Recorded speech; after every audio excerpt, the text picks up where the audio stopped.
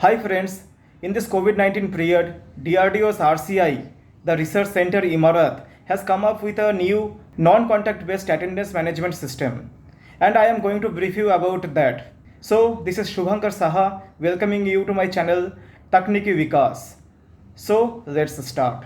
DRDO's Research Center Imarat has successfully developed an artificial intelligence based attendance application which is called AINA, which allows non-contact based personal verification using facial features of a person captured with the help of a low-cost camera. During this COVID-19 pandemic, making it unsafe to use contact-based biometric verification for attendance, the RCI has developed AINA to circumvent this problem.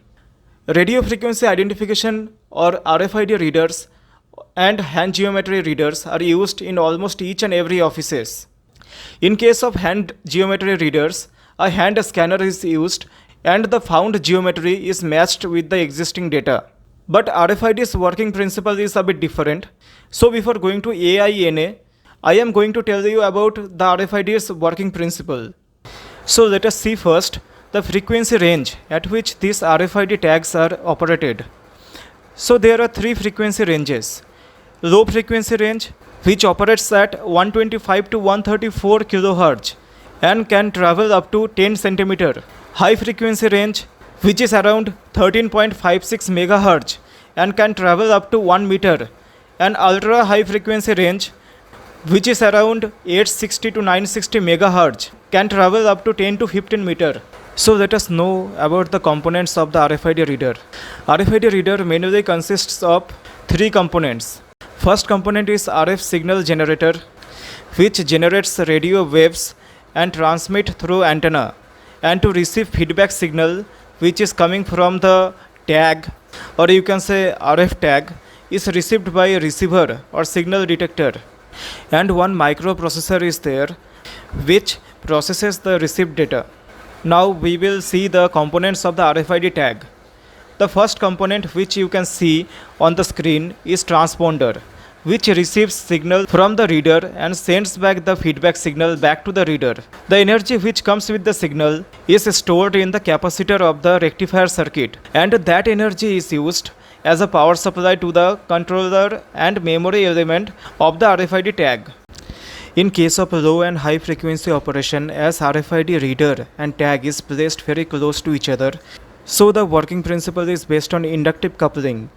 So the electromagnetic field which is generated by the coil of the reader is to get coupled with the antenna of the RFID tag, and because of this mutual coupling, voltage gets induced in the coil of the RFID tag. Some portion of this voltage is rectified and used as a power supply for the controller as well as the memory elements. So the RFID reader sends a radio wave of particular frequency. So voltage that is induced in the antenna of the RFID tag is also of a particular frequency. This induced voltage is also used for synchronization clock for the controller. So if we connect a load across the coil, then current will start flowing through the load. So if we switch on or off the load, then current will also switch on or off. So this switching on or off of a current or a rate of change of current also generates a voltage in the RFID reader. Switching on or off the load is known as load modulation. So now suppose we switch on or off the load according to the data that is stored inside the RFID tag, then data can be read by RFID reader in the form of a voltage. So in this way, we modulate the carrier frequency and RFID reader can fetch the data through this load modulation and voltage modulation technique. Now I think you guys have understood the working principle of RFID. Except this RFID reader, all the existing infrastructure could be used for AINA. It can be installed on a normal desktop computer with a graphics processing unit based display adapter. Existing CCTV cameras can be utilized for capturing facial images. The facial features are matched with the stored one using artificial intelligence.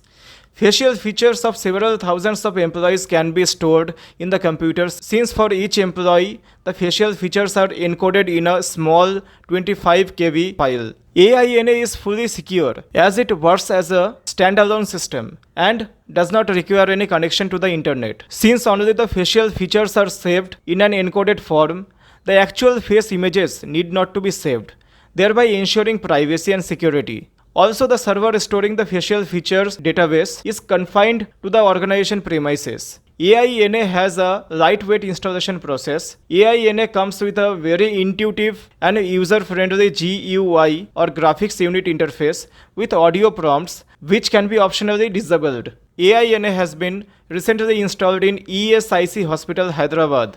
So in the scenario of COVID-19 pandemic and later also, we can install the system for attendance management considering all the security aspects.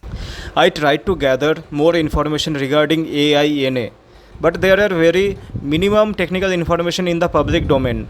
So as soon as DRDO will put more information in public domain, I will prepare another video for you guys.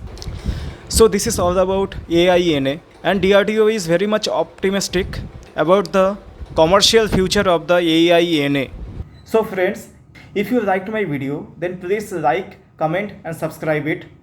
Don't forget to hit the bell icon so that you would get all the updates regarding my new videos. Thank you for watching.